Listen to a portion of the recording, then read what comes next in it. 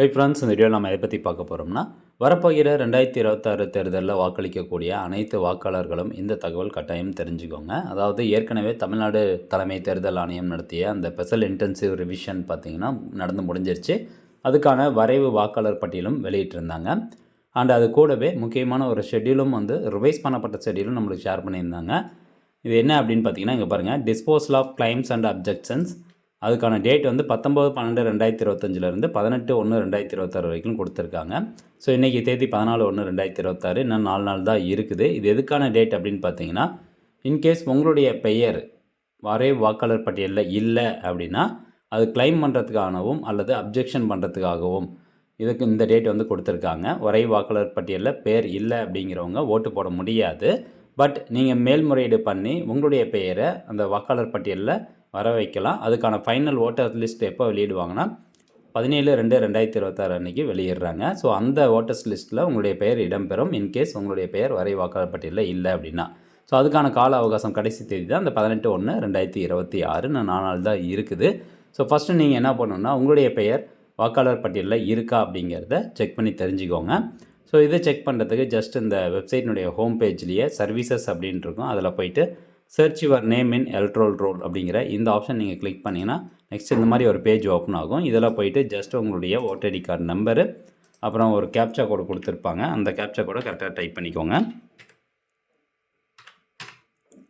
இது கொடுத்துட்டு just search அப்படிங்கிற ஆப்ஷனை கிளிக் பண்ணுங்கள். அது கொடுத்தோன்னா பார்த்தீங்கன்னா கீழே உங்களுக்கான விவரம் வந்துடும். இந்த மாதிரி டீட்டெயில்ஸ் டிஸ்பிளே ஆச்சு அப்படின்னா உங்களுடைய பெயர் வரைவாக்காளர் பட்டியலில் இருக்குது அப்படின்னு அர்த்தம்.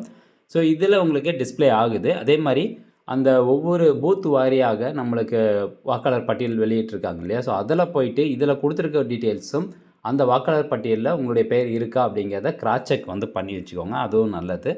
ஸோ இந்த டீட்டெயில்ஸில் பார்த்திங்கன்னா பார்ட் அப்படின்னு கொடுத்துருப்பாங்க. இந்த நம்பர் நோட் பண்ணிக்கோங்க. பார்ட் நம்பர் அப்படிங்கிறது அந்த தொகுதியில் இருக்கக்கூடிய அந்த வாக்குச்சாவடியின் நம்பரு, அதுக்கப்புறம் போலிங் ஸ்டேஷன் அட்ரஸ், இது தேவையில்லை. பார்ட் நம்பர் நோட் பண்ணிக்கோங்க. பார்ட் சீரியல் நம்பர் நோட் பண்ணிக்கோங்க. இந்த சீரியல் நம்பரில் என்ன நம்பர் கொடுத்துருக்காங்களோ இந்த சீரியல் நம்பரின் அடிப்படையில் தான் இந்த வரைவு வாக்காளர் பட்டியலில் உங்களுடைய பெயர் இடம்பெற்றிருக்கும். ஸோ அது இருக்கா அப்படிங்கிறத நீங்கள் செக் பண்ணிக்கணும். சரி, இப்போ வரைவு வாக்காளர் பட்டியலில் நான் எப்படி செக் பண்ணுறது, அதை டவுன்லோட் பண்ணுறது அப்படின்னு கேட்டிங்கன்னா, ஏன் இந்த ஹோம் பேஜ்லேயே அப்படியே இந்த ஹோம் ஆப்ஷன் கிளிக் பண்ணிக்கோங்க. இதில் பார்த்தீங்கன்னா ஸ்பெஷல் இன்டென்சிவ் ரிவிஷன் 2026 இருக்கும். அந்த ஆப்ஷனை கிளிக் பண்ணிட்டு இங்கே பாருங்கள், டிராஃப்ட் எலக்ட்ரல் ரோல்ஸ் SIR 2026 இருக்கா, இந்த ஆப்ஷன் நீங்கள் கிளிக் பண்ணுங்கள். அதை கிளிக் பண்ணதும் ஃபஸ்ட்டு ஸ்டேட் செலக்ட் பண்ண சொல்லும். தமிழ்நாடு செலக்ட் பண்ணிக்கோங்க. தென் ஆட்டோமேட்டிக்காக இந்த டீட்டெயில்ஸ் வந்துடும். டிஸ்ட்ரிக்ட் அப்படிங்கிறத செலக்ட் பண்ணிக்கோங்க. உங்களுடைய மாவட்டம் எதுவோ அந்த மாவட்டத்தின் பெயர் கரெக்டாக செலக்ட் பண்ணிவிட்டு தென் நெக்ஸ்ட்டு சட்டமன்ற தொகுதியை செலக்ட் பண்ணுங்கள். அடுத்தபடியாக கீழே ஒரு கேப்சா இருக்குது. அந்த கேப்சாவை நீங்கள் என்டர் பண்ணிக்கோங்க.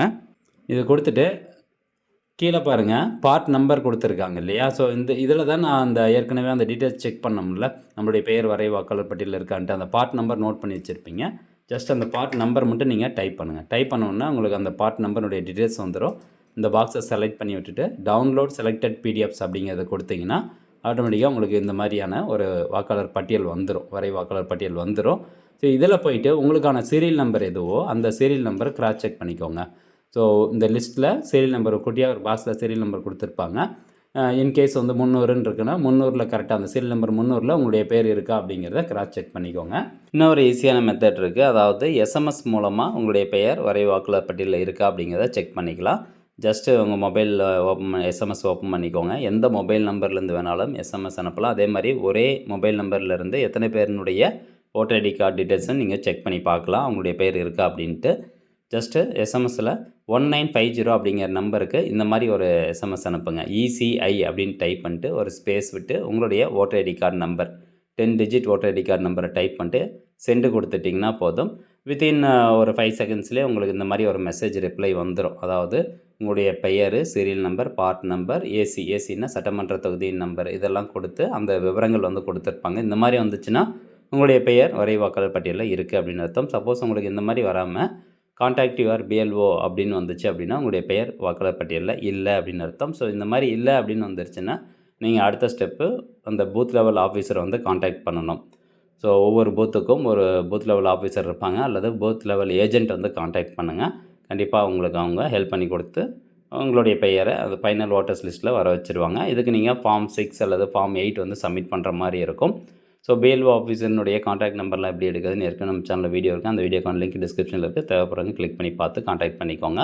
ஸோ கடைசி தேதி 18/1/2026 தான். ஸோ இதுக்குள்ளே இந்த ப்ராசஸ் வந்து முடிச்சிருங்க. அப்போ தான் நீங்கள் வந்து இந்த 2026 எலெக்ஷனில் வந்து ஓட்டு போட முடியும்.